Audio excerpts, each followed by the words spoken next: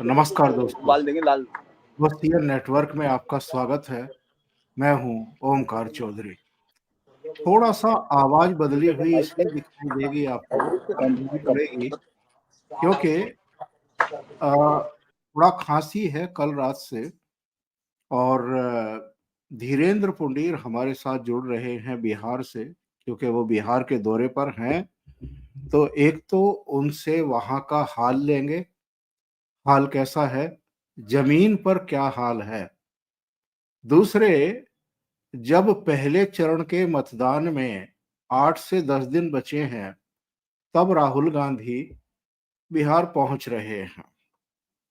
इससे पहले Bharatiya Janata party, Janata Dal you, Rajad के नेता प्रशांत किशोर सब चुनाव प्रचार में जुटे हुए हैं, लेकिन राहुल गांधी अब पहुंच रहे हैं। इसका क्या मतलब है? और जो मूल विषय है वो ये है कि छठ जैसा पर्व जो एक्चुअल में बिहार में और पूर्वी उत्तर प्रदेश में, अब तो देश के अलग-अलग हिस्सों में भी जहाँ-जहाँ बिहार के परिवार रहते हैं, वहाँ ये मनाया जाता है। लेकिन बिहार में तो इसका खास महत्व है, इसका एक खास स्थान है। छठ पर्व के उत्सव के मामले में, उसको मनाने के मामले में, उसकी तैयारियों को लेकर के इस बार जो देखा गया है, दिल्ली से लेकर के और बिहार, पटना तक सब जगह भारतीय जनता पार्टी, जनता दल यू और उसके सहयोगी दलों ने एक तरीके से लीड ले ली है। राहुल गांधी ने पिछली छठ पर जो मैसेज किया था ट्विटर पर, वही मैसेज इस बार भी चेप दिया है। बस उनकी तरफ से या कांग्रेस की तरफ से इतना भर दिखाई दिया है। तो सनातनी पर्वों के को लेकर के इतनी उदासीनता कांग्रेस के भीतर आखिर क्यों है? और क्या ये एक बड़ा माइनस पॉइंट नहीं है इनका और भारतीय जनता पार्टी का प्लस पॉइंट नहीं है? तो सीधे जुड़ लेते हैं धीरेन्द्र पुंडीर जी के साथ और फिर चर्चा को आगे बढ़ाएंगे। धीरेन्द्र जी, बहुत स्वागत है। नमस्कार। आपको भी और तमाम दर्शकों को ओसीएन के मेरी ओर से नमस्कार। मैं इस समय पटना के एक बहुत माफ कीजिए बिहार के एक बहुत ही खूबसूरत शहर राजगीर में हूँ। और राजगीर में 2004 से 2005 में आया, उसके बाद अब आया हूँ, बीच में 2016 के चुनाव के वक्त आया। तो एक बहुत ड्रास्टिक चेंज है। तो दर्शकों के लिए मैं यही कहूंगा कि बिहार का चेंज अगर हम लोग कैमरे से भी देखने की कोशिश कर रहे हैं तो आपको वो अलग दिख रहा है। तो वो पहली बात है। आप आगे सवाल के साथ मैं फिर आगे बढ़ूंगा आपसे। आप 3-4 दिन से लगातार बिहार में घूम रहे हैं। जमीन पर किसके पक्ष में क्या स्पार्किंग या क्या उदासीनता दिखाई दे रही है? देखिए, जमीन पर ये दिख रहा है, सबसे बड़ा जो पहला एक फैक्टर जो दिखाई देता है कि कोई एंटी इनकम्बेंसी दिख नहीं रही है। जो एंटी इनकम्बेंसी होती है, जो सरकारें बदलने के लिए जिम्मेदार होती है कि सरकार रहेगी कि जाएगी, ये आपको एक मैसेज दिखने लगता है जो मास मोबिलाइजेशन से होता है और जो वोट में कन्वर्ट होता है। यानी जगह जगह बिहार जैसा राज्य जो बहुत वोकल है, बिहार का आदमी अपनी कोई बात छिपाता नहीं है। मतलब वो जब कैमरे के सामने आएगा तो ये नहीं कि वो मैं ये नहीं, वो क्लियर बोलता है कि मैं ये हूं और मैं इसको वोट करूंगा, मेरा ये मुद्दा है। तो ये एक इस तरह की चीज हमको दिख नहीं रही है कि वो जो एंटी इनकम्बेंसी दिखाई दे कि सरकार से बहुत बड़ी बहुत ज्यादा नाराजगी दिख रही हो, तो वो नहीं दिख रही है। जातीय खांचे जो है, जो बिहार चूंकि जातियों के आधार पर वोट करता है, इसमें कोई बहुत छिपा हुआ तो वो है नहीं। और आपके बीच में जैसे मैं अभी एक जगह इंटरव्यू ले रहा था, मैं नूर नूर सराय शायद वो जगह थी, नालंदा की कॉन्स्टेंसी है। तो वहां बाइट कर रहा था मैं, जेडीयू के लोग थे वहां बैठे हुए, उनसे बात करते हुए अचानक एक आदमी की तरफ मैंने माइक किया, मैंने कहा कि आप क्या कहना चाहते हैं? तो उसने कहा कि देखिए साहब, मैं बोलूंगा नहीं, नहीं तो यहाँ झगड़ा हो जाएगा, मैं यादव हूं। तो मैं, तो ये एक कोई चीज वहां छुपती नहीं। तो जातीय जो लाइन है वो अलग नहीं हुई है। इस जातीय लाइन में जो पिछली बार का कॉम्बिनेशन था, अगर हम उससे कंपेयर करते हैं तो और बेहतर दिखता है एनडीए। क्योंकि जो लोक जनशक्ति पार्टी थी जिसने पिछली बार नीतीश कुमार को दूसरे नंबर की पार्टी पर लाकर, तीसरे नंबर की पार्टी पर लाकर खड़ा कर दिया था, वो इस बार गठबंधन में है। और बहुत मुझे लगता है कि उनके कार्यकर्ताओं में अभी तो सामंजस्य दिख रहा है ग्राउंड पे, क्योंकि वो लोग इकट्ठा होकर वोट करने की बात कर रहे हैं। तो अगर ये ऐसा है तो फिर तो मुझे लगता है कि जो सिचुएशंस हैं उसमें इनको बहुत बामुकाबले, मैं ये तो नहीं कहूंगा कोई लैंड स्लाइडिंग है, क्योंकि लैंड स्लाइडिंग के लिए भी लोगों का वो होना चाहिए कि भाई बहुत वोकल हो और जातीय दरारें टूट रही हो, भर रही हो, ऐसा नहीं है। लेकिन कुल मिला के मैं ये कहता हूं कि इस समय कोई एंटी इनकम्बेंसी नहीं है और नीतीश कुमार को लेके कोई नाराजगी नहीं है। जिस तरह का एक नैरेटिव क्रिएट करने की कोशिश की गई कि उनकी तबीयत खराब है और तमाम चीजें, वो भी मुझे लगता है कि उनके वोटर पर उसका कोई असर नहीं है। तो वो जातीय आधार पर आपको दिखता है। जी, दो बातें हैं आपने, एक तो ये कहा कि जातीय आधार पर विभाजन इस बार भी दिखाई दे रहा है, यानी जो लालू परिवार का, उनकी पार्टी का, उनके संगठन, उनके सहयोगियों का मूल आधार है एक यादव और एक मुस्लिम, वो दोनों उनके साथ इंटेक्ट रहेंगे। और ये अकेले ही दोनों करीब करीब 30% के आसपास रहते ही हैं। लेकिन आपने एक दूसरी बात भी कही है कि कोई यादव जी थे और उन्होंने कहा कि मैं कैमरे पर तो नहीं बोलूंगा, क्योंकि बोलूंगा तो झगड़ा हो जाएगा। इसका मतलब ये है कि यादवों में कुछ विभाजन है, आंशिक सी ही सही, लेकिन कुछ तो है।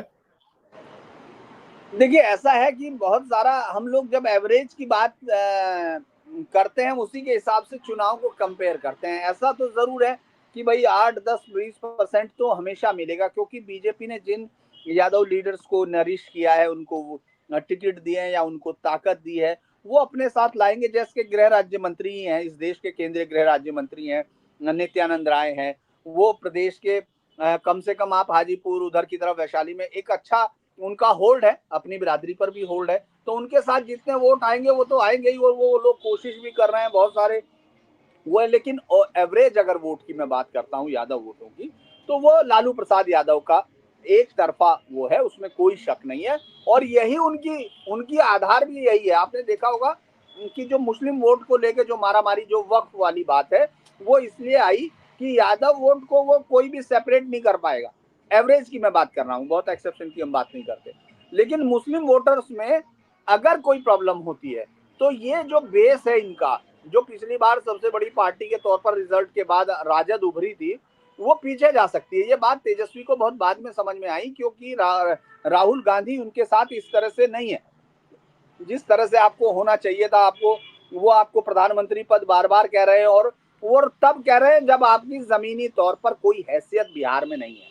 राहुल गांधी की मैं खुले तौर पर आराम से कह सकता हूँ इतनी समझ के बाद कि यहाँ उनकी कोई हैसियत नहीं है। उनकी पार्टी सिर्फ लालू प्रसाद यादव के दिए गए ताकत पर ही निर्भर है। इसके बावजूद नीतीश वो तेजस्वी उस पूरी यात्रा में आपने देखा होगा, जनाधिकार यात्रा में ये बताते रहे कि देश का प्रधानमंत्री लाल उनको बनाना है, राहुल को। लेकिन आपने देखा एक भी बार राहुल गांधी ने ये कोशिश नहीं की कि वो ये पलट के कहें कि यहाँ राज्य में सीएम फेस तेजस्वी है। ये लगभग ऐसे ही है जैसे शाह आलम राज, जिसके बारे में कहावत थी कि क्या बादशाह शाह आलम अजते दिल्ली से पालम, यानी दिल्ली से पालम तक ही बादशाहत थी उसकी। तो राहुल गांधी को लगता है कि वो आज भी बादशाह हैं, जबकि मेरा ये मानना है कि अगर आप ग्राउंड पे देखेंगे तो तेजस्वी उसके मुकाबले बहुत ज्यादा अपनी जनता के बीच में वोकल है, उनको सपोर्ट है। तो इसीलिए मैं ये तो जरूर कहूंगा कि वो पार्टी जिस तरह से वक्फ बोर्ड का एक्शन है, वो मुझे दिखाता है कि तेजस्वी को मुस्लिम वोटों से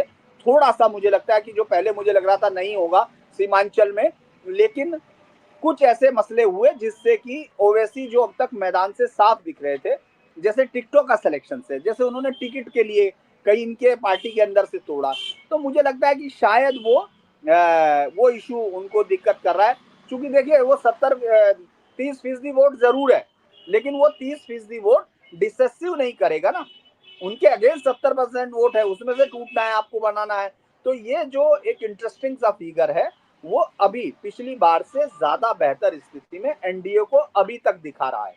अगर हम अभी तक का पिछले 5-7 दिन मुझे बिहार में घूमते हुए हुए हैं, तो मैं ये मानता हूं कि, और जैसे मैं राजगीर की बात कर रहा था, राजगीर इतना खूबसूरत जगह थी ये। मैं जब पहली बार आया तो मुझे लगा, उस समय भी मैं ये कह रहा था कि बिहार क्यों नहीं कर रहा है, बिहार इस जगह का इस्तेमाल क्यों नहीं कर रहा है। आज अगर मैं देखता हूँ उतना तो नहीं है, क्योंकि अगर कहीं और होता, लेकिन इसके बावजूद आप आएंगे तो आपको इंटरनेशनल होटल्स जरूर मिलेंगे, बहुत सारी गाड़ियां अभी खड़ी हैं। और अगर मैं दूसरे तरीके से देखूं तो यहाँ बाकायदा अभी हीरो कप हुआ, क्रिकेट का टूर्नामेंट कराया उन्होंने, सफारी थी। तो मुझे लगता है किसी भी क्षेत्र के लिए डेवलप करने के लिए बेसिक चीजें हैं जो नीतीश कुमार सरकार ने की है। तो ये एक अभी चूंकि मेरी यहाँ लोगों से तो बातचीत नहीं हुई, मैं आपके साथ आगे बैठ गया, लेकिन मुझे ऐसा लगता है कि ये एक उनके पास, मौजूदा सरकार के पास एक ट्रम्प कार्ड है। जैसे मैं बाहर रुका तो एक 300 रुपये मजदूरी करने वाले एक बुजुर्ग आदमी से मैंने बात की, जो रोज 300 रुपये पर है चाय की दुकान पर। बड़ा इंटरेस्टिंग उसने बयान, उसने कहा कि साहब जिसका खा लिया हम उसको मुंह नहीं, उससे मुंह नहीं चुराएंगे, मतलब अपनी भाषा में बोलते हुए कहा। तो हमने कहा कि किसका खाया है, तो उन्होंने कहा हम कुछ नहीं जानते, हम सिर्फ एक बात जानते हैं, तीर छाप। तो वो 300 रुपया रोज पर एक चाय की दुकान है उस पर वो काम करते हैं। तो मुझे लगता है कि ये जो चीज है, जो इन्होंने अपनी जो योजनाएं हैं उनको प्रॉपर तरीके से किया और बिहार को एक ट्रैक पर लाए। वो ट्रैक उस तरह का नहीं है जैसे योगी यूपी में ले आए, कि क्योंकि योगी जैसा डिसेसिव सीएम होना अलग चीज है। लेकिन अगर बिहार की परिस्थितियां देखें जहां जातीय आधार पर आज भी इतना डिवीजन है, तो वहां ये कमांडेबल जॉब है और बाकी तमाम उस बात को फील कर रहे हैं, मुझे ऐसा लगता है। जी सर। बहुत महत्वपूर्ण सूचनाएं आप दे रहे हैं। और ये राहुल गांधी की नींद देर से ही खुलती है। जब टिकट वितरण का और दूसरी समस्याओं का समाधान करना था, मलेशिया और लैटिन अमेरिका के देशों की यात्रा पर चले गए। वो जैसे तैसे नामांकन हुए, लेकिन अब जबकि सभी लोग अपने अपने प्रचार में जुट चुके हैं, तो राहुल गांधी बहुत देर से बिहार पहुंच रहे हैं और उसके बाद वो कहेंगे कि वोट चोरी हो गया। दरअसल दर्शकों को मैं बता दूं, उन्होंने शायद देखा नहीं होगा, आप उनको एक बार इन्फॉर्म भी कर देंगे, माफ कीजिएगा मैं आपकी अनुमति के बिना कर रहा हूं, कि मेरे चैनल पे एक बड़ी अच्छी स्टोरी उनको दिखाई देगी, अभी अपलोड होने में रास्ता है। मैं कल ऐसे गांव गया, परसों मतलब 2 दिन पहले एक ऐसे गांव में गया जहां रिकॉर्डेड माना जाता है, बिहार में सेकंड इलेक्शन था बिहार में 1957 में।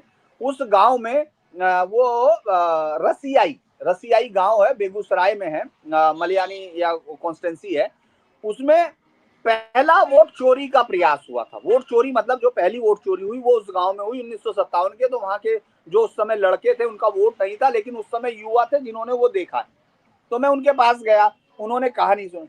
तो उसमें जो कामेश्वर प्रसाद सिंह थे, जो कांग्रेस के वो कैंडिडेट थे, उन्होंने वो वोट बूथ लूटा था।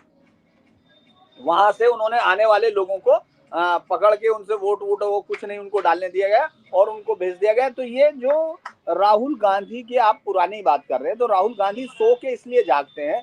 अगर वोट अधिकार यात्रा आप निकाल रहे थे, वोट चोरी की बात कर रहे थे, तो मैं हंस रहा था कि इसी गांव से निकलनी चाहिए भाई। 1957 से आपके नेताओं ने ये फॉर्मूला इजाद किया था कि कब्जे करो, वोट बूथ लूटो। और उसके बाद जो दूसरी पार्टियां आई, रीजनल पार्टियां आई, लाठी से मजबूत थी, जातीय आधार ज्यादा था, कमजोर आदमी को दबा सकते थे, तो उन्होंने वो किया क्योंकि आपने रास्ता दिखाया। दूसरी चीज, आप सीताराम केसरी के उस पर अचानक आ गए। मैं इसीलिए कह रहा कि उनका थिंक टैंक किया। मुझे लगता है कि राहुल गांधी की टीम राहुल है, वो जरा सा सामान्य होमवर्क भी नहीं करती। अगर सीताराम केसरी का हम लोग रिपोर्टिंग में थे, मतलब मैं उस समय पढ़ रहा था, मेरी वो जो हम लोगों के रिकॉर्ड में था कि किस तरह से उनको मार्च में मार्च 98 में, जब क्योंकि उन्होंने 9 तारीख को उनसे इस्तीफा मांगा गया, क्योंकि सोनिया गांधी चाहती थी कि अब मैं सीधे तौर पे राजनीति में आऊं। जब तक सीताराम केसरी की जरूरत थी उनको, नरसिम्हा राव के खिलाफ जब तक सीताराम केसरी की जरूरत रही, तब तक सीताराम केसरी उनकी आंखों के तारे रहे। सीताराम केसरी पार्टी के अध्यक्ष बना दिए गए। और जब उनको लगा कि अब पर्दे की जरूरत नहीं है, अब किसी रिमोट कंट्रोल की जरूरत नहीं, मुझे सीधा सत्ता में या मुझे सीधा डायलॉग करना है अपने लोगों से, तो उन्होंने कहा इस्तीफा दो। 9 मार्च को उन्होंने इस्तीफा दिया, लेकिन 10 मार्च को विड्रॉ कर लिया। 13-14 को इस देश ने एक ऐसा दृश्य देखा, किस तरह से युवा कांग्रेस के लोग अंदर घुसे। उन्होंने बिहार के उस नेता की जो लंबे समय से राजनीति करते थे, उसकी धोतियां खोल दी, उसको बाहर फेंक दिया, उसकी तख्ती तोड़ दी। तो ये तो अभी की बात है। इसके बावजूद राहुल गांधी उससे क्या मैसेज देना चाह रहे हैं? ऐसी चीजें तो गांव में कहा जाता है कि मतलब जब मतलब बिहार में ही मैं सुन रहा था वो कहावत कि शादी के वक्त में कोहड़ा मतलब उसका कद्दू उगाने की बेल का बीज लगाना। तो ये उस तरह की चीजें करना चाहते हैं। और अब आप जब आपको चुनाव में टूट आना चाहिए था, मुझे लगता है जब इन दोनों ने ये यात्रा निकाली थी, तेजस्वी और राहुल गांधी, तो एक टेम्पो बन गया था। यकीनन वो टेम्पो दिखने लगा था, क्योंकि देखिए मीडिया तो उसी से मैसेज करता है, क्योंकि वोकल रिपोर्टर वोकल सपोर्टर ही बोलता है। उस रैली को आपने देखा होगा, वहां वोकल सपोर्टर दिख रहे थे। लेकिन अचानक आप यहाँ से निकल के कहा लैटिन अमेरिका चले गए। अरे मॉरिशस चले जाते हैं, जहाँ क्रियोली के साथ साथ भोजपुरी बोली जाती है। आप कैरेबियन कंट्री चले जाते हैं, कम से कम वहाँ विद्यासागर और या विद्यासर और जो लोग जिनके पूर्वज यहाँ से गए हैं, बिहार से गए हैं, एक रामायण का गुटखा और हाथ में गंगा जली लेके जिन्होंने 150 सालों से यात्रा की, गिरमिटिया बने, मजदूर बने, वहां चले जाते। आप चले गए लैटिन अमेरिका, जहां हिंदुस्तान का परिचय सिर्फ इतना है कि या तो कोई गर्लफ्रेंड के बारे में सुना जाता था कोलंबियन, या फिर कोलंबियन हम टीम के बारे में सुनते थे, या फिर आप जानते हैं कि ओटीटी पर आजकल हिंदुस्तान का हर आदमी देखता है नार्कोस यानी ड्रग लॉर्ड। इसके अलावा किसी के पास कोई जानकारी नहीं है। कौन जानता है कि कौन महान राइटर वहां मार्केज क्या लिख रहे थे? इसके बारे में मुझे लगता है कि बहुत ही अजीब से फैसले राहुल गांधी ले रहे हैं। दूसरे कार्यक्रम के आखिर में जरा छठ पर्व के बारे में बात कर लें। मैं देख रहा था, देश की राष्ट्रपति द्रौपदी मुर्मू, उन्होंने राष्ट्रपति भवन में छठ पर्व मनाया। दिल्ली की मुख्यमंत्री ने मनाया। यहाँ तक के हरियाणा के मुख्यमंत्री नायब सैनी, वो भी अपने सिर पर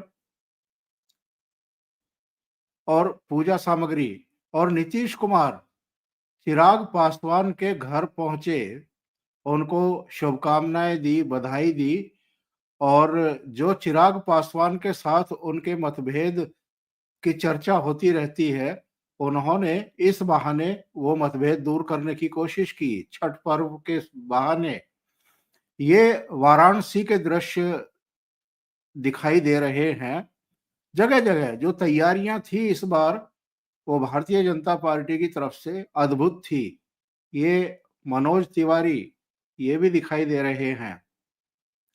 यानी भारतीय जनता पार्टी कोई अवसर चूकती नहीं है, जब भी लोगों की संवेदना, भावना और संस्कृति से जुड़े हुए होते हैं, उनके दिलों के करीब होते हैं। लेकिन राहुल गांधी ने क्या किया?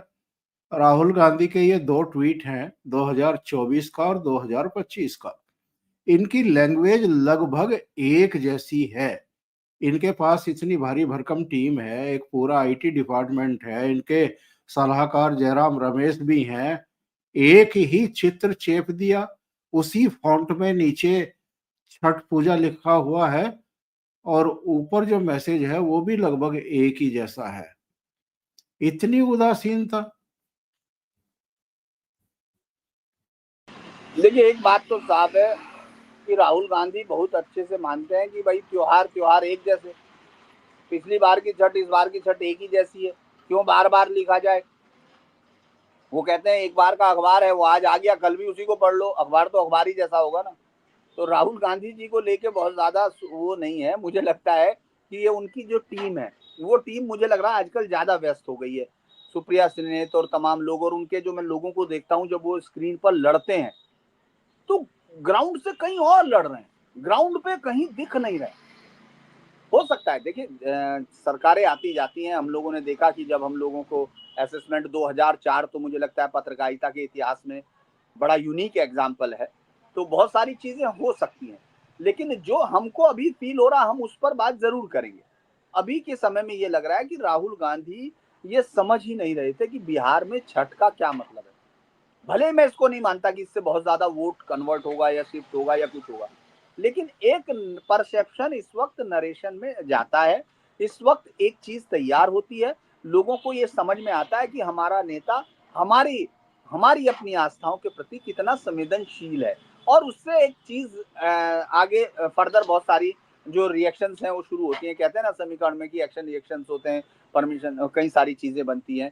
तो मैं अगर इसको देखता हूँ, राहुल गांधी के इस पूरे एक्शन को देखता हूं कि आपको छठ जैसा महापर्व, मैं आपको ईमानदारी से बताऊं, जिस आदमी ने छठ के दिन बिहार में नहीं है वो नहीं समझ सकता कि बिहार के लिए कितना अहम है। मैं आज सुबह से मैं बिल्कुल एकदम सही, मतलब 4 बजे मैं बाहर था, सुबह 4 बजे, क्योंकि पूरी रात होटल के सामने छठ का उत्सव होता रहा। तो फिर मैंने सुबह उठ के मैंने सोचा कि जब सभी मना रहे तो चलो हम भी देखते हैं कैसे मनाया जाए। और मैं फिर कांग्रेस बीजेपी के जो प्रवक्ता वहाँ है दिल्ली में, संजय मयूख, उनका घर पीछे ही है, एमएलसी वो वहां से है, उसमें वहां केशव प्रसाद मौर्य कल शाम भी मौजूद थे। कल शाम में मयंक जो वहां से थे सांसद, अहमदाबाद में सांसद, वो जो राज्यसभा से हैं, जो वहां से गुजरात से, वो भी वहां मौजूद थे। तो मैंने देखा कि बीजेपी ने इस चीज को, भले इसको वोट का मैसेज है कि नहीं है, लेकिन ये मैसेज ये जरूर है कि हम अपने मतदाताओं को समझते हैं। आप समझिए सुबह 4 बजे पटाखे छोड़े जा रहे थे, फिर मैं जाके देख रहा था किस तरह से घाट सजे हुए थे। आप ये मतलब बिहार में मैं अद्भुत मान रहा था कि नीचे माँ गंगा की उसमें जब पटना के पूरे घाटों पे लगभग 108 घाट या कितने थे। तो मैं कल शाम में गया ऐसे ही, वहां दरभंगा कॉलेज, वो कॉलेज पटना यूनिवर्सिटी का शायद पटना कॉलेज है वो, नीचे तक अद्भुत। मैंने पूछा कि ये कितने दिन तक रहना, उन्होंने कहा कल शाम आपको सब साफ मिलेगा। और सफाई, सरकार ने सफाई और वो सब चीजें, ये जो मैसेजिंग है, ये मैसेजिंग बहुत काम करती है, खासतौर से महिलाओं में। और बिहार का चुनाव पुरुष डिसाइड नहीं करते हैं, बिहार का चुनाव महिलाएं डिसाइड कर रही हैं पिछले 2010 के बाद, ये मेरा मानना है। क्योंकि वो जिस तरह से 8 से 14% के बीच का अंतर है वोटों का, तो आप समझ सकते हैं जीत तो जहां 1100 वोटों पे हो रही हो, वहां 8 से 10% वोट है। अगर महिलाएं ज्यादा कर रही हैं तो जीत के लिए कौन लेके जा रहा है कैंडिडेट को। तो जिस तरह से राहुल गांधी छठ को नहीं समझ सकते हैं, जिस तरह से दिवाली को नहीं समझ सकते हैं, जैसे मैंने खुद कहा कि अगर मैं बिहार से पहले, हमारे बहुत सारे साथी दिल्ली में जितने लोग हैं उनको सिर्फ बिहार में छठ का मतलब एक प्रसाद होता है जो विशुद्ध तौर पर बनाते हैं, यहाँ ठेकुआ उसको बोलते हैं, उसी के बारे में है कि भाई प्रसाद आया तो खा लीजिए, लोगों को पसंद आता है और वो मांग लेते हैं कि और भी लाए क्या। लेकिन जब आप यहाँ होते हैं तब आप समझते हैं कि बिहार की जिंदगी में वाकई वो पर्व बहुत अहम है, इसीलिए उसको महापर्व कहते हैं। लोग आपसी बातचीत में भी महापर्व कहते हैं। और मैंने खुद देखा है कि दिवाली के समय की तरह पटाखे बिक रहे थे। मैंने बहुत सारी, सुबह से लेके जब देखा कि लाइनें लगी हुई थी, माला इस तरह बिक रही थी जैसे अक्सर हम लोग दिवाली पे देखते हैं। तो अगर ऐसे में कोई लीडरशिप ये ऐसे सी नहीं कर सकती है कि इसका मतलब क्या है, आप पुराना ट्वीट ऐसे, जैसे पुराना अखबार किसी के घर भेज दो, वो अखबार मांग रहा है आज के बारे में और आप उसको पुराना अखबार दे दो कि साहब ये पढ़ लीजिए। तो कई बार लगता है कि आप मेरा अपमान कर रहे हैं या मुझसे कहीं कोसों दूर खड़े हैं। तो राहुल गांधी का ये मैसेज इसी तरह का, मैं ये नहीं समझता कि इससे वोटों पे कितना असर पड़ेगा, मैं फिर आपको कह रहा हूँ। लेकिन जिस तरह की तैयारी बीजेपी ने यहाँ की थी, हर जगह की थी, मतलब आप समझिए कि हर एक जगह छठ पे लोगों को बुलाया गया था, जो पत्रकार हैं उन लोगों को बुलाया गया था, वो जो मीडिया सेंटर के लोग थे उन सब लोगों को अलग अलग जगह पर वो लोग गए, उनसे मिले, पूजा के लिए बुलाया गया, उनसे कोई बातचीत के लिए नहीं, पूजा के लिए बुलाया गया। तो मुझे लगता है कि ये मैसेजिंग भी राहुल गांधी करने से चूक गए। कम से कम आप अपमानित नहीं करें, अगर आप समझ नहीं रहे तो उसमें जाए नहीं। जैसे मुझसे कहा किसी ने कि आप यहाँ कल भी कि आप इस पे बोल दीजिए छठ पे, तो मैंने कहा कि यार मैं इसके, चूंकि ये बहुत ही आस्था का मसला है, जब तक मैं समझ नहीं लूं इसके मायने क्या है, इसका अर्थ क्या है, और मुझे अंदर से नहीं हो उस अर्थ के मायने मालूम, तब तक मैं कोई ऐसा काम नहीं करना चाहता कि सामने खड़े हुए लोगों के बीच में एक ऐसे रिपोर्टर के तौर पर आप सामने आओ जो आस्था के बारे में जानता नहीं लेकिन उसके बारे में बोल रहा है। तो कुछ ऐसा ही मैसेज मुझे लगता है राहुल गांधी की तरफ से गया है। इधर इधर दिल्ली में आप देखिए, यमुना कितनी साफ हुई है कितनी नहीं हुई है। वो झाग जो केजरीवाल के समय दिखाई देते थे, उनको खत्म करने के लिए केमिकल का यूज किया कि नहीं किया, लेकिन एक वातावरण इस बार दिया गया है, घाट बनाए गए हैं, वहाँ की साज सज्जा की गई है, वहाँ पर जगह जगह कैंप लगाए गए हैं कि जो अ, आस्थावान आए पुरुष महिलाएं वो उनको एक अच्छी अनुभूति हो। एक साफ सुथरा पानी जो है वो वसंत विहार से पाइपलाइन के द्वारा वहां तक लाया गया ताकि वो उसमें स्नान कर सके, अगर कोई सीधे यमुना में स्नान नहीं करना चाहता है। तो ये सारी व्यवस्थाएं और जिस तरीके से राष्ट्रपति से लेकर के और तमाम लोगों ने मनाया है, एक मैसेजिंग होती है और वो मैसेजिंग देने में कहीं ना कहीं कामयाब रही भारतीय जनता पार्टी। मैं पहले तो दर्शकों से माफी मांग लूं कि मैं मच्छर को मारते हुए पकड़ा जा रहा हूँ यहाँ, क्योंकि ऐसी जगह बैठा हूँ और चाय पीते हुए, क्योंकि बीच में रुक गए हैं, यहीं हम लोग चाय पी रहे हैं। तो दरअसल ये यहाँ मुझे एक चीज समझ में आती है कि जरूरी नहीं रातों रात आप व्यवस्थाएं बदल दें, जरूरी नहीं नदियों में मिलते हुए उस मल को, जो प्रदूषित पानी है उस सब को बदल दें, लेकिन आपकी इच्छा शक्ति दिखनी चाहिए। आप उसके ऊपर कारपेट मत डालें, आप एक कुएं के ऊपर खूबसूरत चादर बिछा के लोगों को मरने के लिए मत भेजें। अगर ये दिल्ली में इन्होंने किया है, चूंकि मैं वहां नहीं हूं, तो मैं ये कह सकता हूं कि एक बेहतर कोशिश है। आप कोशिश कर रहे हैं, आपको उन लोगों के साथ जो वहां पहुंचे उनको उनको जल चाहिए, गंगा यमुना जहां भी हो, तो आपने देखा घाट भी बनाते हैं। अगर आपने ये सब किया है तो इसका मतलब है कि आप उन लोगों को, जो वोटर्स आपके पास जुड़े हैं, आप उनके साथ इमोशनल अटैचमेंट करना चाहते हैं। रिपोर्टर दरअसल जब से फ्री भी होने लगी हैं, रेवड़ियां बंटने लगी, तब से मतदाता के साथ दो चीजें होने लगी हैं। एक तो मतदाता जो इमोशनल अटैचमेंट के साथ है, एक मतदाता जो वोटिंग उसको क्या क्या मिल रहा है उसके साथ है, वो एक विचारधारा के साथ होता है। तो कम से कम बीजेपी अपनी विचारधारा पे दृढ़ रहने की कोशिश कर रही है, जो भी वहां मैसेजिंग कर रही है। उसके पास योगी आदित्यनाथ जैसे, हेमंता बिस्वा शर्मा जैसे मैसेज जो देने वाले हैं, और कल बिहार में उनका मतलब अब आप देखेंगे कि योगी आदित्यनाथ बिहार में उतर रहे हैं। तो ये मुझे लगता है कि एक दूसरा होता है इमोशनल। तो मुझे लगता है कि जो दिल्ली वाला है या बनारस वाला है या गोरखपुर वाला, आपने देखा कि तमाम गोरखपुर के भी बहुत सारे वीडियो आ रहे थे।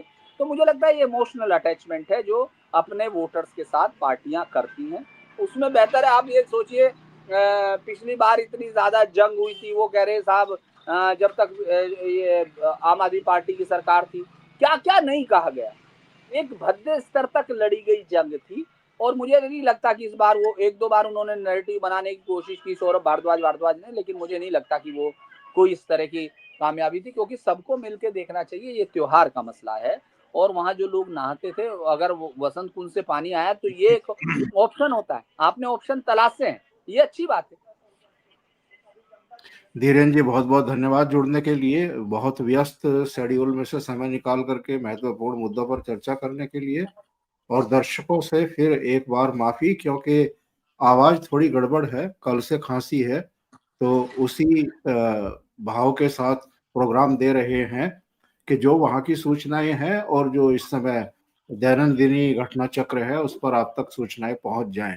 एक निवेदन हमेशा रहता है, अगर आपको ये चैनल और डिस्कशन अच्छा लगता है तो आप लाइक करना ना भूलें, कमेंट भी करें, वीडियो को शेयर भी करें, और अभी तक चैनल सब्सक्राइब नहीं किया है तो वो भी करें। धीरेन्द्र पुंडीर जी का चैनल है, धीरेन्द्र पुंडीर न्यूज पॉइंट, उसको भी सहयोग करें और सब्सक्राइब जरूर करें। बहुत बहुत धन्यवाद धीरेन्द्र जी। चलो, नमस्कार। नमस्कार।